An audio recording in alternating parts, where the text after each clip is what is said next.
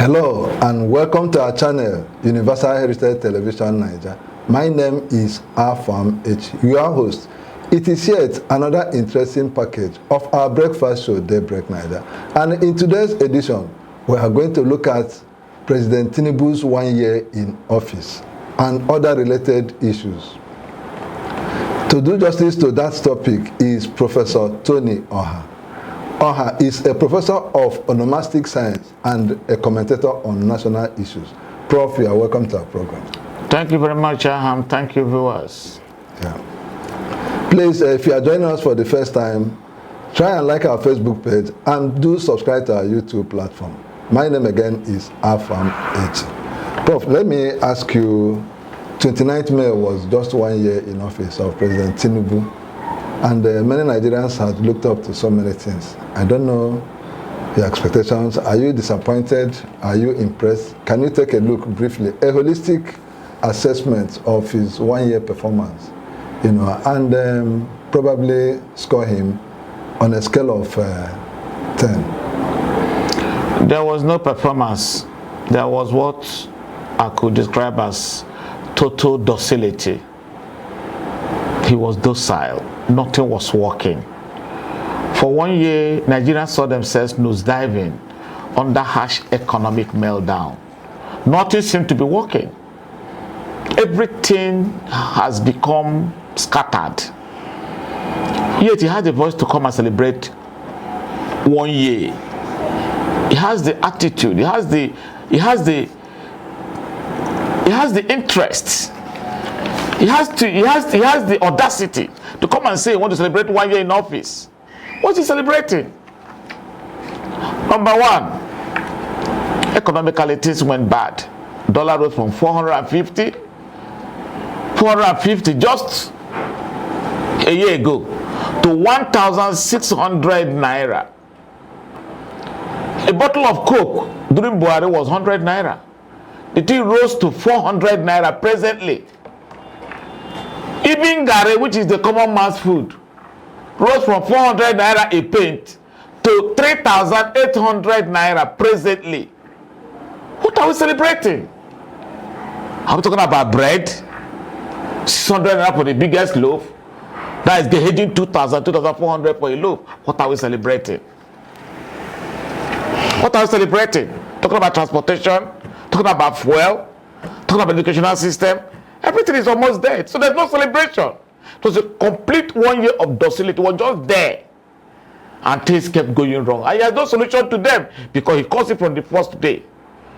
He assumed office, removed this without any plan way of making it work for the people. He started bringing palliative. What is palliative? You bring a bag of rice to a community to share. Is that the way out? Please, this was 1 year of doom for Nigeria. And I pray that we'll survive the next 3 years. Because I know along the line they're still planning to make him come for second term. Then all of us will be buried. Okay, Prof, he said he has no solution. He came with nothing. And I remember that while he was running to be president, people who were putting up, those who supported him, talked about his Lagos magic wand, that he did wonders in Lagos. And are you convinced that he doesn't have, could we be he has lost the magic wand? Even the most insignificant person could manage Lagos. Lagos is one of the cities in the world that has high revenue yielding. Everybody could go there, bring good brains. I remember Tinubu was the first governor in Lagos that worked with other tribes. He worked with Tinubu'S. He worked with people that could give him good ideas. Those things were his ideology. People gave him ideas, and that was what he used to govern Lagos. There was no magic wand of any way. Anything could have happened. It could have been anybody. Lagos had the money. Lagos had the finance.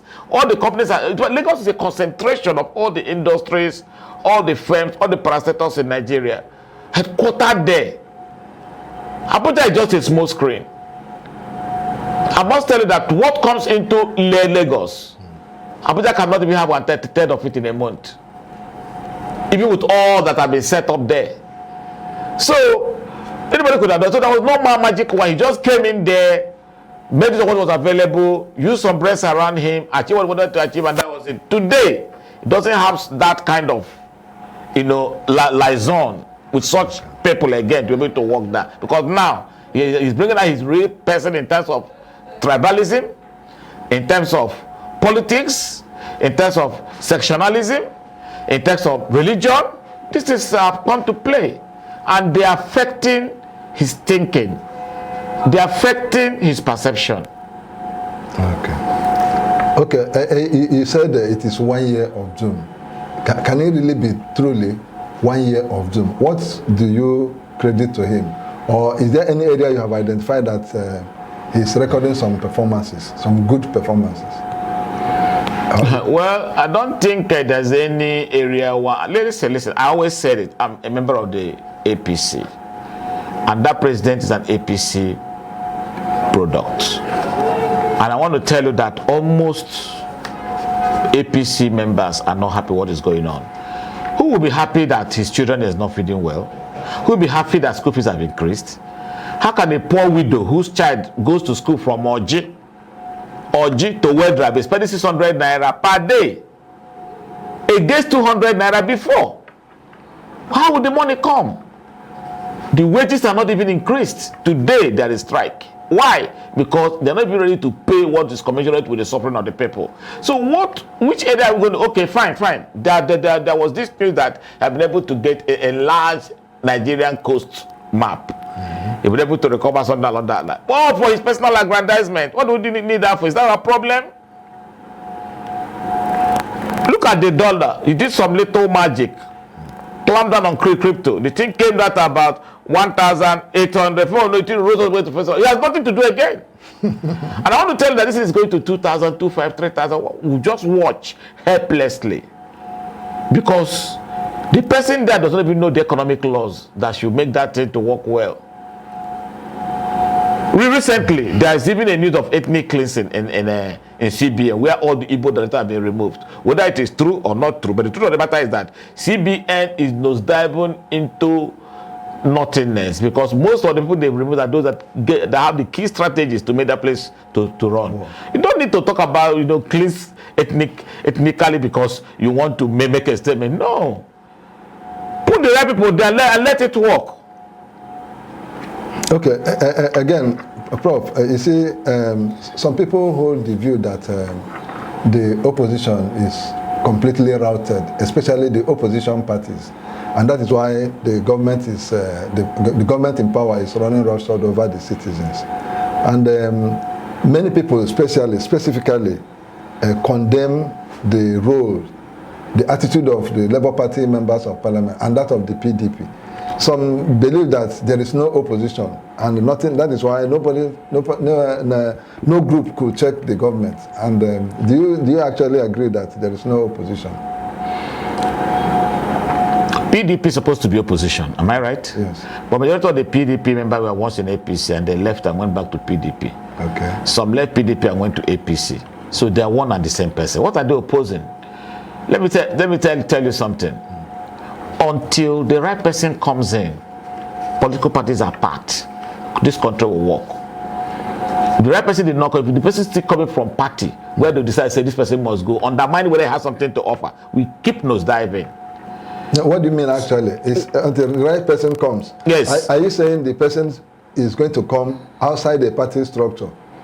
I think there was that move to have independent candidacy. Okay. Such was one of the things recommended. Yes. Now it hasn't been implemented. I don't know what's happening. Yeah. Then, if even within the party they allowed it, because this is just like somebody like me in a political party. Yeah. I can't go there and mess my name up. I can't go there and mess my society up. I can't, because I know that there's something they're looking at. So some people called me and said, look, like when they want to attack me, they said, a whole professor. So those professors who go to that place as INEC residents, they go there and then they take money. They're messing their integrity up. They are. But when you take somebody that doesn't have any integrity, doesn't care whatever he does there. Okay. How does it come to you that some members of parliament of the Labour Party have drifted, have jumped ship to join the ruling party?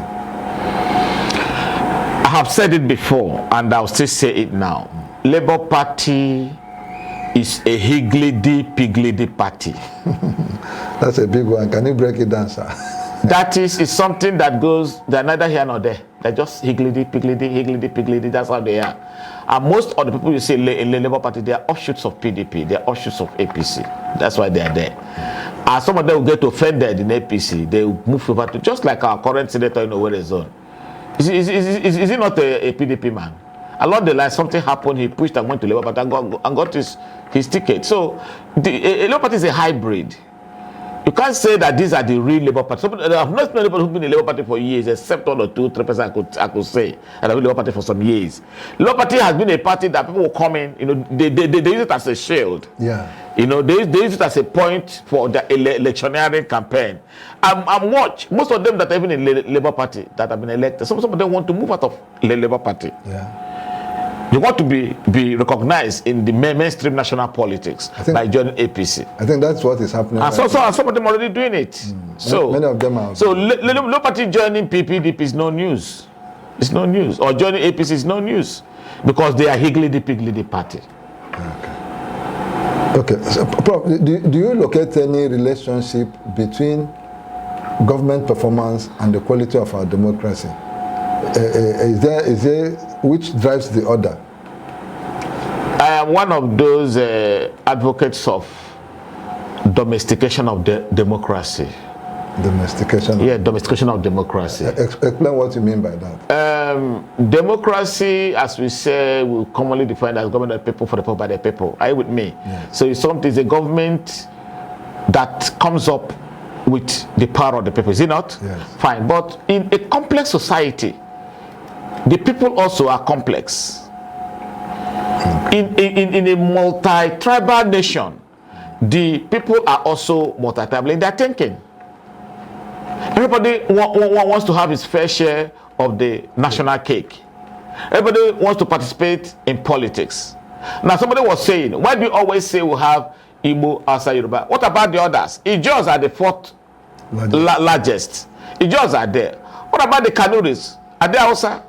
What about the Nupes? The Bibios. What about the Bibios? What about the Efiks? They are there. They are also tribes. So, if we don't have a democratic process that should carry this people along, this country supposed to behave like Yugoslavia.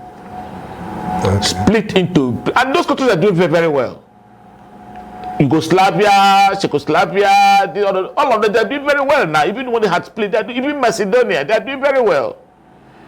So what is the problem in saying we have tried? Why don't we just let everybody manage his own? There are some countries that don't even up to Imo State in size. Some countries. What's the size of the Republic of Benin? It's a country. It's not necessary that this union must be so. Somebody brought us together, and we see it does not work. Why don't we just split? Because our democratic process is not carrying along our nature, our characteristics. It's not carrying along our person, what we are, whom we are. It's not carrying along our interests. Even if Nigeria said to go into regionalization, it's long part, because that was what took place in the past. Look at this year, the national anthem. I was just asking somebody, why do we have to go back to national anthem? Arise, O compatriots, Nigeria. That's the new. The old one, Nigeria, we held it. You see, compared it to discover that first one was a pure colonial composition, insulting the mentality of the Africans. Pure colonial. Why am I saying that? Because no, Prof, I will come to you on the national anthem. I'll come to that. Let me just give a little briefing. Yeah. Some words used there are insulting. You can never see a white man as another white man was your tribe. You can never. They don't have tribal. They don't have anything called tribe. They put that tribe is an insulting term. Just like calling you a native. I'm a native. What can you be a native? A native is a non-refined human being. You can't ask me which place are you native of. Don't ask me that kind of thing. Please say what you want to say. Okay, so in other words, if I understand you well, are you talking about restructuring? when you talk about going our different ways? Restructuring is what Bola Tinubu is planning to do. But he's not coming out plainly. He wants to put the necessary things in place. That I'm just talking prophetically. Okay. That's your thinking? It's my thinking. Okay. He's looking at, because he has been an advocate of restructuring from the beginning. He has come in, he's trying to work it out here and there. He wants to make some people uncomfortable. So that they say, fine. The other people uncomfortable, okay, fine. Let's be on our own. Let that be like a confederation. Something like that. But I want to tell you something. He is not doing it well. You could plan and plan wrongly. You could prepare and prepare wrongly. Okay. If you prepare wrongly, the belt will cut. And that will come to a stance. This is what we're coming into now. So, regionalism is not necessary. What we need is secession. That is my own advocation. Secession. Secession, yes. Secession. Yes. Okay. Secession, is it allowed under the law? Or secession? Yes. You know, remember what happened during the civil strife? Yeah. The Biafran War. That is secession. Yes. That secession is just like saying bunkering. Bunkering is positive. Bunkering is negative. Okay. You have positive bunkering. All your companies, they do bunkering. Okay. That's positive. You have the negative bunkering when it is being done illegally. Okay. Secession can be legal or illegal. Okay. When people people agree. Yeah, people agree. Let us agree to yes, secede. Let's separate. Okay. Let's so it could be done, in agreement, and everything will work. Yeah. Okay.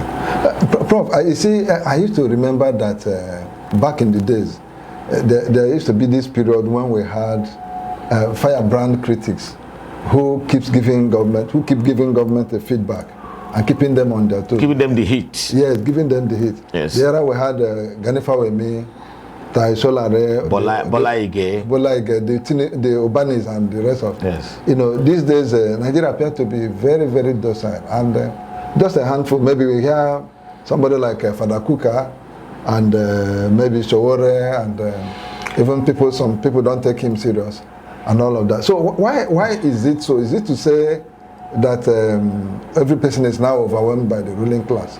According to the late Sir Victor Waifo, I quote,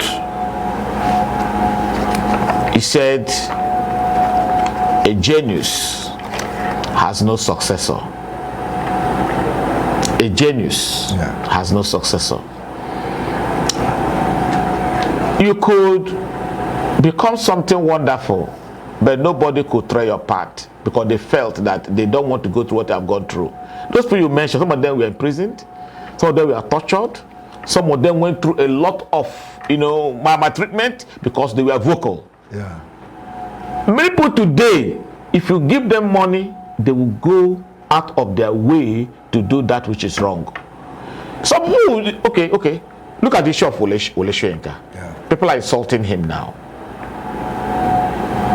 Why are you tribalistic when you know that this thing is not working? Yes, he's your brother. Why are you not telling him, please do it rightly? He's your close friend. Call him to order. Yet you kept on defending that which was wrong. I don't understand. An intellectual of that magnitude who's supposed to be there. Even our president Obasanjo, ex-president Obasanjo, is not even the critic. It's even the correct critic we have. Do you know that throughout the election time, Obasanjo and Tinubu never met. He was supporting Obi and a new Nigeria. First time they met was in Owerri here. Okay. There's a program in Owerri here that the governor invited to. That was the first time they met. The truth of the matter is that we no longer have critics because of the nature of our society. Those people we mentioned, where they are all comfortable, they are all rich men. Molek wasn't a poor man. Gagani was a poor man.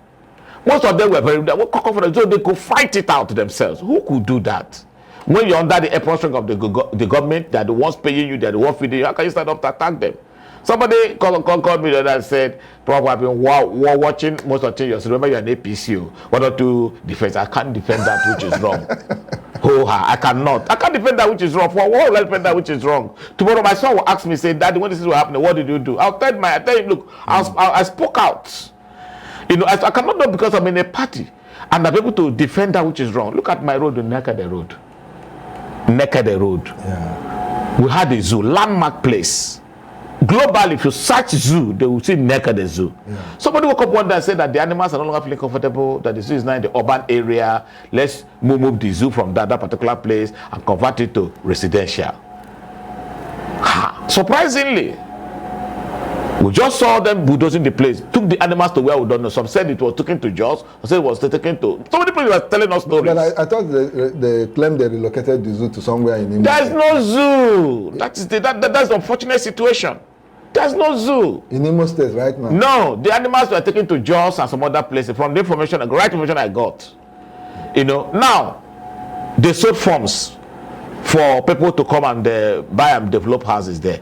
Recently, we heard that the plan been given to Marriott Hotels to build Marriott International there. Agreement have been signed with the government. What are we talking about? Okay. Are we fools? Those people that bought for 500,000. I know when I was there, you know, because I was privy to whatever was happening there. Yeah. There are over 1,000 people that bought for 500,000. And that's a good sum. Now you are telling them now that nothing like that was existing. Sold by the same person, the same government you appointed. Does it mean that the person went ahead and now for people to come and buy from without consulting? Yeah, the relevant authorities or even the Oga at the top? It's not possible. Now, suddenly and strangely and unexpectedly, things began to change. You give that place to Marriott, and the community, sorry to say this, they've already conducted Marriott never to step in there. Really? Because according to the community said this is supposed to be used for public purpose. Yeah. Hotel or by a private is not a public purpose. That is a private investment. I'm just talking as an aside from what we are discussing. So when people react, the government should not call them fools. There are some people who are doing more because it's like we are in a global world with a different orientation. Yeah. We're at the age of artificial intelligence. Yeah. We're at the age of other things, the cyber things going on. People are working, people are talking. People are doing things. People are wonderfully talking. Ghani, they did their own because within the limit of their own, they could even voice it out. Yeah. But what is happening now? Mr. President can be there, see some mails received sent to him by Amnesty International. So who are those? There's some groups working, personalities working, using the technology of the times to do what they want to do. You know, and they are really, really on hot seat. It may not be vocally or openly, but they're hot seat. Yeah. That's the truth of the matter. So, but that open confrontation, we're passing through that stage. We are going over. We're crossing it. Okay. Prof, before I let you go, one more question. Now, you were talking about the national anthem. You know, did you find justification? You sounded like you didn't find justification for the old national anthem, which was restored. The national anthem issue is a slap on the psyche of Nigerians. We are suffering under a harsh economic situation, and you're telling us that the problem we have is to change the national anthem. I mean, it's senseless. Somebody raised the motion. Before we know it, it was passed as a bill that so and so must be that we should change. Even the president cannot even sing the old national anthem. There was a clip where they couldn't even sing the old national anthem. Most people cannot even sing the old national anthem. Our children will begin to learn what we learned and forgot. They want to begin to learn it now. Why don't they call for a recomposition? If there is need. If there is need. Why going back to that colonial thing? Look at the Lexis in that particular first one. It's a colonial hit on us. I am telling you the gospel truth. It's a colonial hit or not. There is no white man that will tell that he's a native of. Ah, oh, their native land. Ah, native land. More motherland. Tribe and tongue. No. We've long passed through that stage. Yeah, so I think what they should have done would have been to call for the company. We have experts. We have professionals in music. They could design. They'll say that like a competition. People will apply. Send in. A day will come. They will sing it. They will take the words and they will select. It will not take more than a month and that will be done. Then going back to that, we don't have anything else to offer. It's annoying. Honestly, it's annoying. It's a slap. Somebody was asking me, I had an article recently I wrote, I said the shame of that reversal, the stupidity of that reversal. Somebody called me and said, that the anthem Arise the Compatriots did not achieve anything. That was why we just said, will this one achieve anything? What did it achieve? What is an anthem? An anthem is a philosophy. Yeah. You know, reflecting what you believe in and what you intend to do. That's an anthem. Your mission, your vision, that's it. So if you think it's not moving well, then recompose it and let it flow with the current dispensation. That's my proposition. It's okay. Thank you so much. Thank you, Professor, for being part of our program today. Thank you, fam. Viewers, this is the much we can take from this edition of our program. We've come to the end of it, and we need to recap that Professor has told us that the past 1 year is one of doom, and nothing happened. He said there was no Ebola made Tinubu'S magic, and he also said that APC people are not happy with what is happening because everybody is hungry. Even the rich is also crying. He made us understand that the democratic process is one that should carry us along, carry our person along, and has also condemned the national anthem, saying it is an insult, going back to the old national anthem. On this, we wrap it up and say, please continue to stick with Universal Heritage Television Nigeria. My name again is Afam Echi. Thank you so much.